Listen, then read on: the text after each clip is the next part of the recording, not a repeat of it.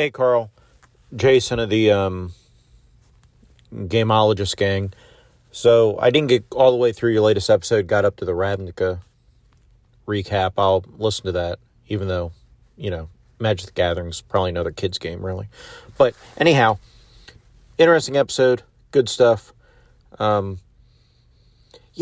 thing with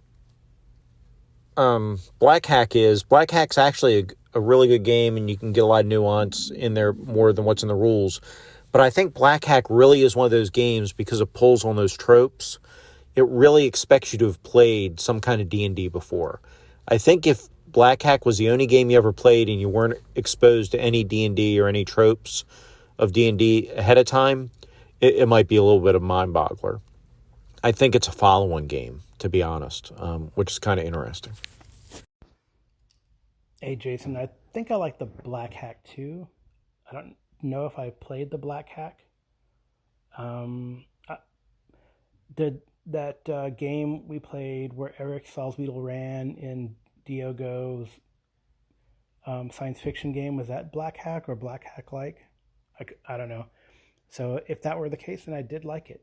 I think Barbarians of the Ruined Earth uses the Black Hack, and I'd like to get that to the table, but I know I have a big list, as you will comment on. But yeah, I mean, I'm fine with any game, whether it's a kid's game or not. And I know you did not say that Black Hack wasn't, so I guess it is. As far as all the games you want to run, I mean, they're just, a lot of games. I don't know what to tell you. I mean, you got the list. Keep working on the list. But as long as you add games, I guess the list will be infinite, which isn't a bad thing. But I got to be honest with you, the games I'm looking for more these days are longer term games, which it looks like we're starting. Hopefully the Pathfinder 2 game will be a long-term game. I'm hoping that. And obviously you're hoping the Twilight 2000 game is going to be a long-term game, so that'd be cool. But that's definitely more what I'm hoping to play is in a long-term game or two in the future, as opposed to a bunch of short ones where I've got to keep learning different rules because I'm old, and old people can't remember all these different rule sets. Oh, the list right now, I was checking it out. The list has 22 items, but one of them is scratched out. So now it's only got 21 items, and it looks like we will be starting one or two others of those. So maybe it'll get chopped down again. But then again, I haven't evaluated it or looked at it. I might have to make an adjustment here and there, things that I'm not so much interested in anymore. But I would rather play something long term than mini campaigns.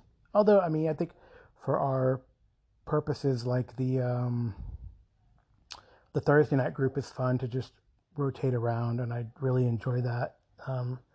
But hey, if you want to take that Thursday night over and run a long term Cyberpunk game, I will be happy as a clam. Although clams are probably not happy so much because then they live in dirty water and then get picked up by giants and then boiled alive. So maybe happy as a cat, but not on a hot tin roof because that would be bad for the cat too. Man, what's with all this animal death? I love animals. I don't kill animals. Yeah, anyway, so it is a cool thing that I did. I'm glad that you helped me with that exercise. I really would rather run long-term games, and I'm pretty excited about Pathfinder 2 game starting up. I will have to amend. It says Pathfinder Adventure Path Agents of Edgewatch, but I'll just put Pathfinder 2 Adventure Path, any. It'll be Abomination Vaults, which is kind of cool. It's still going to be pretty long. I'm really liking the Fantasy Grounds platform. I'm so happy BJ Boyd was really excited. He helped me with this little play and introduction to Fantasy Grounds, and now he's excited to join in, which is good because now we have a co-GM to help us manage and navigate Fantasy Grounds because it's kind of different than Roll20. That's for fucking sure. So yeah, and Twilight 2000 is not going away, even if it's just you and Amy playing. I'm cool with that. Amy really likes it. She wants to explore Kasha and her advancement and development. So I think that could be a long haul thing. So, right, any game that you play with your spouse could be a long-term game. You have a captive audience, so to speak. So pretty cool. But yeah, And maybe I like the longer term games because you're right. You don't have to learn a new system all the time. You can just stick with the same system, and then keeps getting reinforced every time you play. So I'm with you there. But what other long term games can we do? I mean, I think when I did my state of playing, most of the games I do have are long term. Like we definitely invested in The Enemy Within. I'm definitely wanting to continue Twilight 2000. I'm definitely wanting to continue Starfinder. Um, so so let's go. And then DCC seems to be really fun, and we'll see how far we get attacking this castle slash mega dungeon. And then we can go from there, right? Because I was on the list just to tackle a mega dungeon, or some sort of module that has multiple levels, right? And you clear the shit out of it. So yeah, that's to me is kind of a fun old school type play. Reminiscent of the Palace of the Silver Princess, right? So to me, that's kind of fun to do. So we'll see how it goes. And I kind of like y'all's buy-in to the strange cosmology and astronomy of our game world. I love that BJ has decided that you were on a red planet full of wasteland, and now you're somewhere else, maybe on another planet. Yeah, we'll see how that goes. It might be kind of cool to figure out, but neat.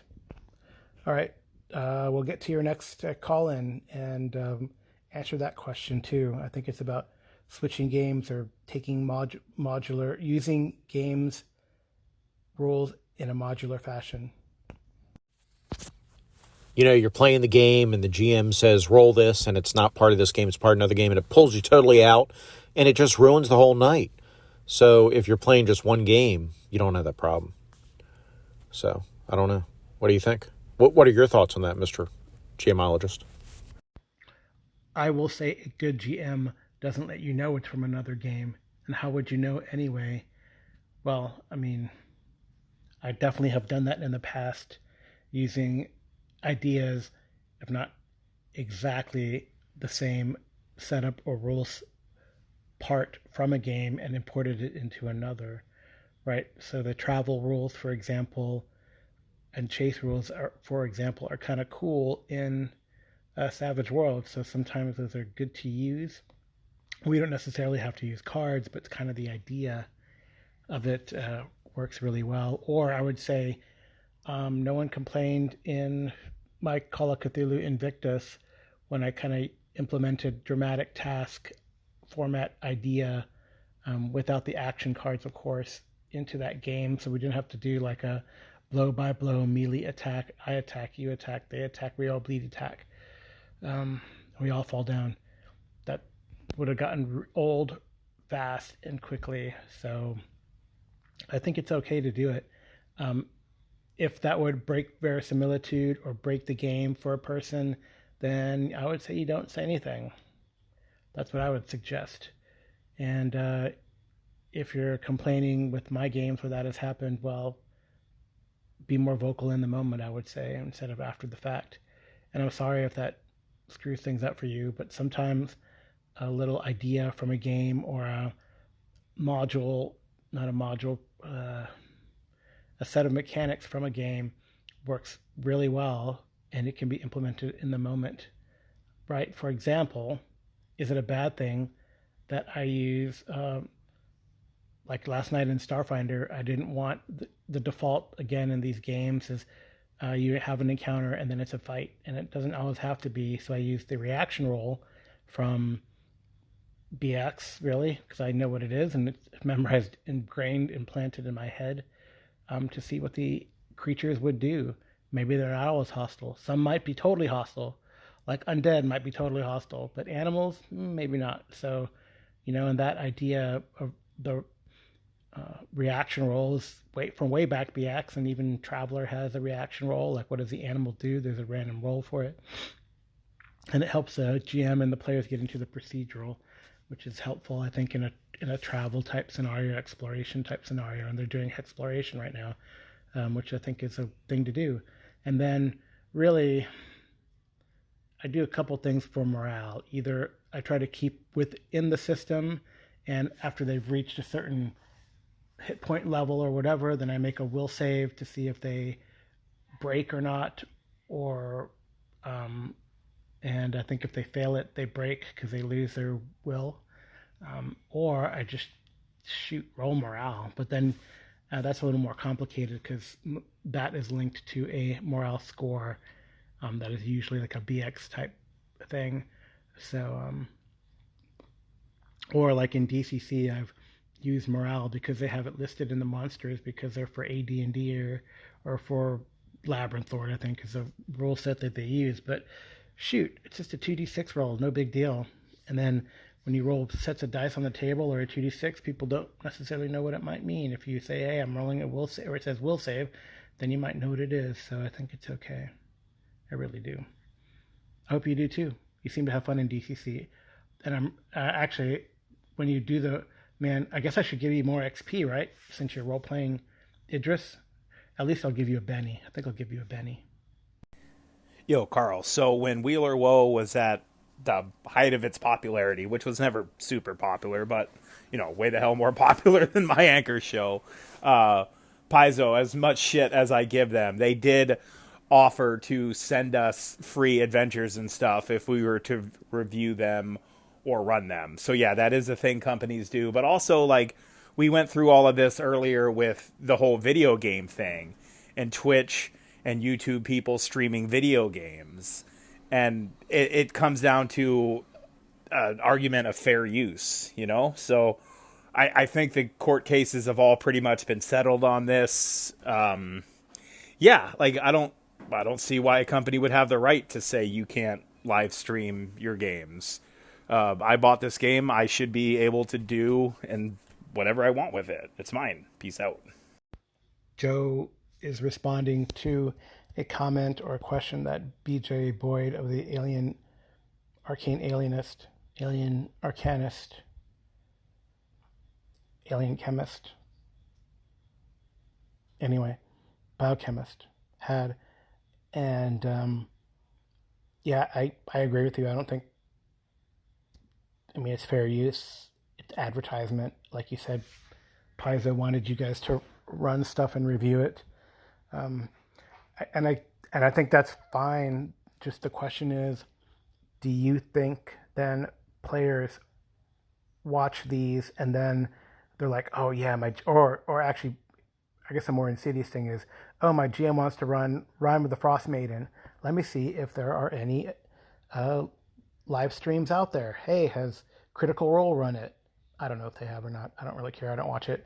So maybe I can figure out some secrets or know what the big reveal is going to be. And I feel like for me, that would ruin the experience. And yes, I watch some things on just to get an idea. Like, for example, the Deadlands game, Burning Kansas, that you played in. It was kind of cool what they did. So it seems like Pinnacle gave this group wildcards an advanced copy of the Deadlands game, and the guy ran it. He ran his own thing, but then he kind of codified it. He's like, okay, this is the adventure out, and it's just an outline. And there's a lot of things that I changed and varied, and a lot of things that you guys did that made me have to vary things, which is awesome.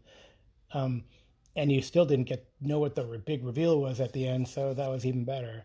And although I think in one of the recaps I did, I said, hey, please don't watch this because you might learn something or get some secrets away. And I don't think anyone of the players, Arlen or Jason or my friend who plays live with me, would want to do that anyway. So, and I guess it's probably vetting your players. Do we have to vet our players now? Do we have to be like, oh man, I hope this isn't that person who watches the live stream so they can get all the answers to the game that they're going to play? I mean, I guess it's the same thing. You can't really control anyone, right? Does it make it more prevalent? I mean, people are less likely to read a module than they are to watch a YouTube video on it, right? I guess that's my big concern.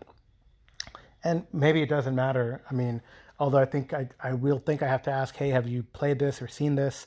I know Jason's been pretty honest. Yeah, I've read Horror on the Orient Express. Yeah, I've read Masks. But this other one, Children of Fear, I haven't read. And hey, if you're going to run it, I won't read it because I want to be surprised, right?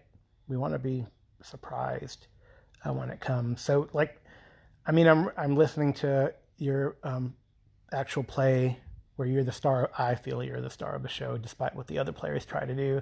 And the Disintegrator that you played with Andy Goodman of the Grizzly Peaks Media Evil Empire.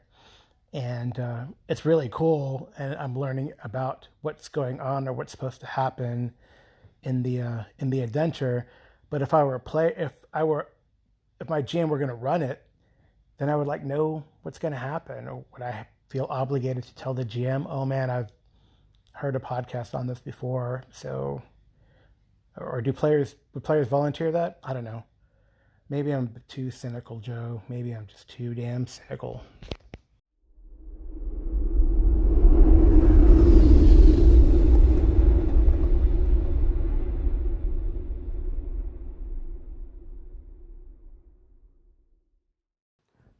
Ain't it funny sometimes that you have a really short session, but you get a hell of a lot done? That's what our experience was with Starfinder last night. I'm running Horizons of the Vast Adventure Path, and we're playing the first adventure in that adventure path, Planetfall. And we were short players, a couple players, but 60%, 3 out of 5 is a quorum. So we decided to push on. We waited a little bit longer for other players to show up. But one said he was sick, and the other one didn't let us know. I found out later he had a bad migraine, so no worries for that one. And we played with 3, and we did a lot of exploration. The characters kind of decided to buy a buggy, which gave them more range. So they kind of explored the lake around the town that they had set their town at, and they covered a lot of ground, which was really cool. They could cover 2 or 3 hexes depending on the terrain each time, both mapping it out and exploring it, clearing it out. And we had a lot of, I think, several encounters. One, like a plot point encounter in that particular hex, and the other one's random. And one random encounter was kind of harrowing because the creatures got an alpha strike, and player got hit pretty hard. He's like, "Oh man, it's gonna be a TPK," but it ended up not being a TPK with a good use of grenades against these cricket monster things that burrowed out from under the ground. Unfortunately, no one identified him. It would have been interesting had they, because that could have been some interesting clues. Maybe they'll remember that for the next time. They fought more of those lightning bolt throwing vines, the jolt vines that they've come across. They fought, what else did they fight? Yeah, I think I know they had some other random encounters. They even had, what I also did is, like, I commented this on Jason Connerly's podcast earlier, is that something that is missing in these modern games is a creature reaction, right? Like it's assumed that every time you encounter a creature, it's going to attack you. And that might not be the case. I mean, things aren't generally always aggressive, and then it becomes an arbitrary GM decision. That's why in these older school games like BX, you have a reaction roll, and you roll your 2d6, and you can have, hostile and friendly, neutral, and positive reactions. So it's pretty cool, and players might or may not be able to influence those depending on what they do or how they take action, which I think is kind of cool, and it makes it less arbitrary from the GM and makes it more procedural. And let's see what the dice do. So like in the travel mechanic, I'll step back a little bit. In the travel, they covered like 10 hexes, which I think is, a good. I think each hex is like 10 miles, so pretty good amount of time. I think they were out for 3 or 4 days. But the procedure was, you go into a hex, you explore it, you roll for a random encounter. Depending on how you tackle it, it's a minus or plus on a targeted DC for a random encounter or not. And then you roll, and if it's higher, equal to or higher, you have the encounter. So they had these cricket monster things, like I said. They saw a set of flowers that shot lasers, but they avoided them and noted this area for later study, because those could be potentially weaponized. They found, again, an interesting location that had a natural stone pier and some other magical flowers, but was guarded by one of those jolt vine creatures, and they defeated it. And yeah, they saw some other creatures, but decided to keep going, and there was not a negative reaction. So it was good. It was a really productive session because they explored a lot of territory, which is really important in this game. And I've been giving them, I think, 10 XP per hex. Because I think by default in my games, I give like I think it's an XP per mile depending on the hex. And I think these are 12-mile hexes. I just, you round down to 10 or so. I think that's what I've been doing. So it's kind of cool, something like that. Was it per mile hex? I don't know. Maybe I'll have to look at this, reevaluate this. If they're 1 mile hexes, I don't know. I'll have to figure that out. Hopefully I'm doing it right, because I remember in my Broken Lands game, I would give them 10 XP per hex, which for each new hex explored, and those hexes were 1 mile hexes. So I might have to adjust that. Anyway, something to consider. But the cool thing was also they leveled up, and maybe that's why it felt like a very productive session, because they fought these other creatures, explored a bunch, and leveled up when they got back to base. And then we will, of course, start with the event. That's kind of how the way it goes. The players are the main characters in the settlement, but they're the ones who take action. Everyone else sort of stays in town, and they explore. And I think what's cool, it might be a good thing to do, is, hey, let's make sure we get back to base by the end of the session, so that if players don't show up, like what happened this time around, then they're just kind of hanging out in the base, and that can count as their downtime, as part of their downtime, which is a mechanic there for the charter control, or the settlement. The little tack on that Paizo has put on there to maintain or track the charter and settlement progress. So there's like a charter turn, and it takes about a week.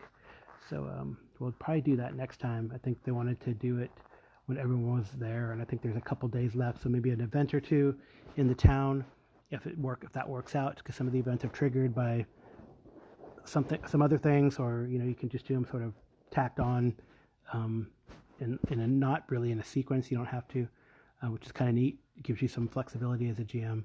And then we'll do the charter turn and then go from there. And it's kind of cool again that they dinged to 2nd level, so now they got some more staying power. But like one of my players, I'll call him Optimus Optimal. He said, yes, 3rd level when we get all the good stuff. So there you go. One more level and they start blowing shit up for reals.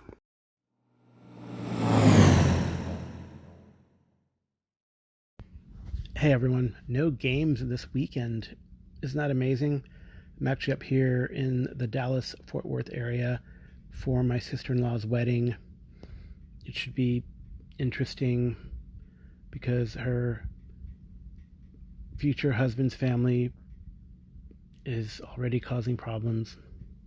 What are you going to do? I hope it runs smoothly. Amy is actually going to be officiating the wedding since she has a ministry license. I guess that's what they're called.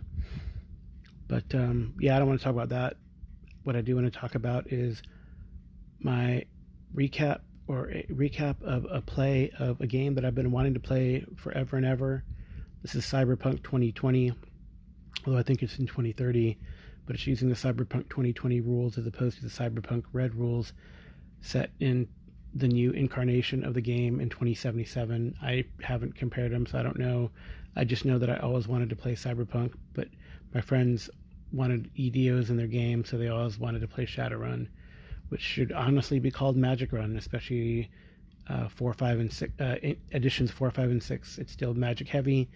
Magic wins all the time, which makes it kind of starts playing like Ars Magica, where if you have a mage in the party, then everyone else is just support. Anyway, that's my commentary. But the game was pretty cool. So we were called by our friend Rain, who is played by Joe Richter of Hindsightless podcast. By the way, the GM is Jason Connerly of the Nerds Variety RPG Cast. And so we were called by him and said, hey man, I need some help. I need some muscle for a job. Meet me at this bar. So meet me at midnight. So my character shows up there at 11:30. There's a lot of attractive women in the place, like a group of them with their drunk companions. I kind of cased the place around, talked to the bouncer. I probably used to work here back in the day, and I probably was a bouncer at clubs that Rain used to play at back when he was just starting. We did some role playing where I told him I really didn't like his all acoustic concept album. I liked his angrier, more rock stuff, but it's pretty fun to do that. The other character introduced himself too is played actually. So, woman named Morgan.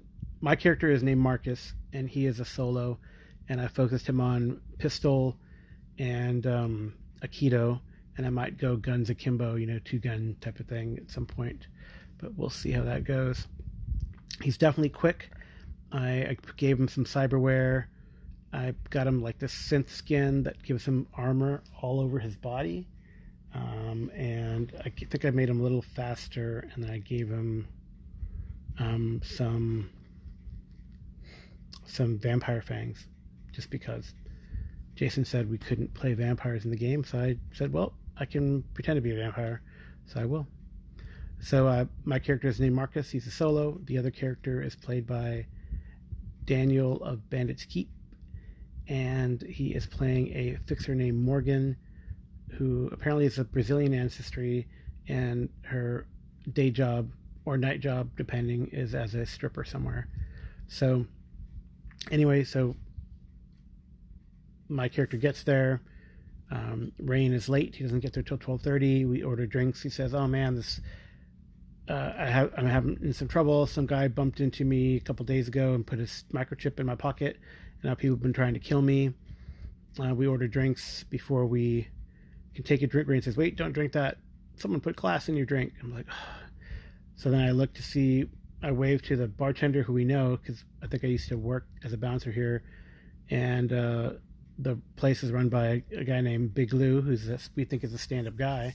He's not one of these guys screw job types that screws you over, for a percentage. So so I go back and say, hey, bartender. I think the bartender's named Jojo. I go, "Hey, Jojo."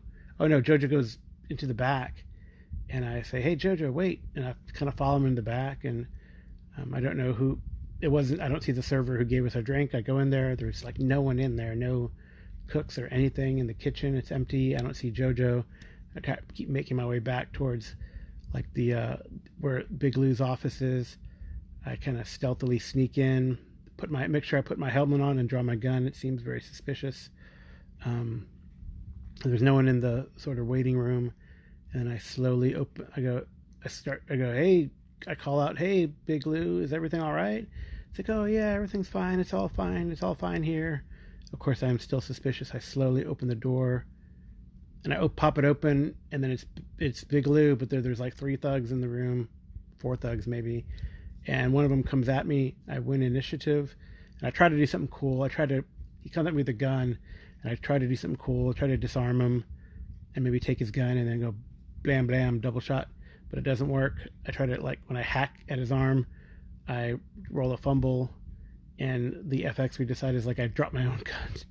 So I hit him so hard that, and I pinch my own nerve and release my gun, but then I am able to grab him and then throw him, because I'm using my Aikido, and it works. I throw him so hard against the wall that it dislocates his shoulder, and he slumps to the ground unconscious. He fails his shock roll or whatever it's called.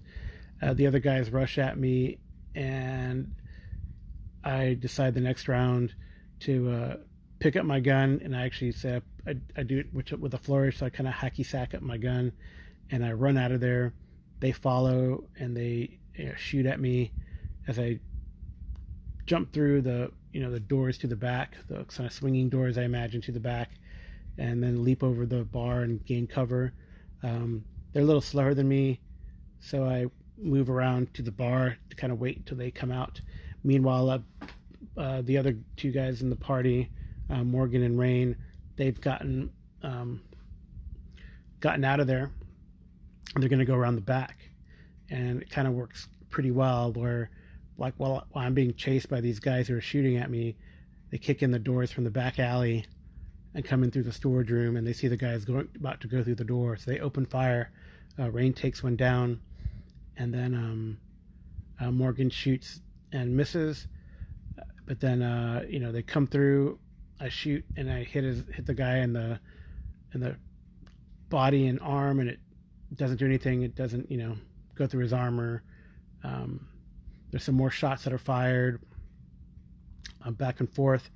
Eventually, they shoot that other guy. I think Rain or Morgan, one of them shoots the other guy in the head, and the third guy, I decide to aim for his legs, and I hit once, and it's enough to like stun him and hurt him really bad. And then I walk over, take my helmet off, put it on the bar, grab him, choke him, and then rip his throat out with my vampire fangs because I'm in the bloodlust. So eventually gather the bodies. One guy is still the guy that Rain had shot in the leg is still up, and Morgan kind of kicks him unconscious with her heels, and then we drag him to the back. We have two are dead, two are kind of prisoners, and we find Big Lou, and he's like, "Oh man, I think he's getting ready to maybe take a bunch of pills," and he had a gun on his desk. He was very distraught because this Joey Eight Fingers had kidnapped his daughter and given her over to this serial killer named Frankenstein. So he wanted us to rescue her because they said, we decided to rescue her. I guess that's the decision we decided to make because, I think at least my guy's a good guy.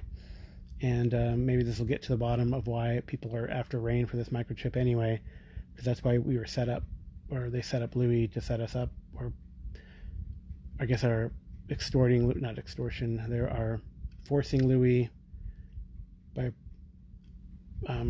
promising harm on his daughter to have set us up.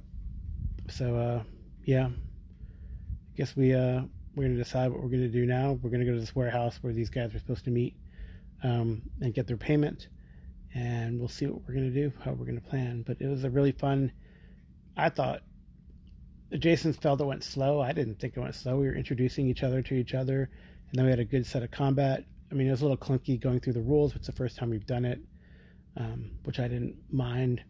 I'm kind of bummed. I was feeling a little guilty because I kind of took some of the spotlight when I went to the back to kind of investigate, and I had a little Aikido fight, got to grab and toss somebody, which is kind of cool. So I'm glad my Aikido is kind of working, and looking forward to next time. So thanks, Jason Connerly, for running.